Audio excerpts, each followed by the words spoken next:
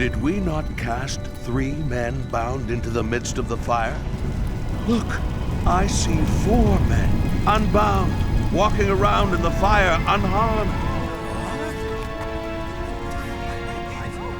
And the 4th looks like a god.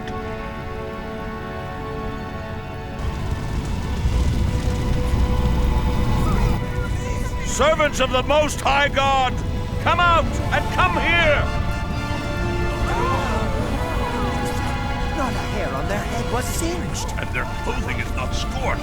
Blessed be the God of Shadrach, Meshach, and Abednego, who sent his angel and delivered his servants who trusted in him. They defied my command and were willing to die rather than serve or worship any god except their own.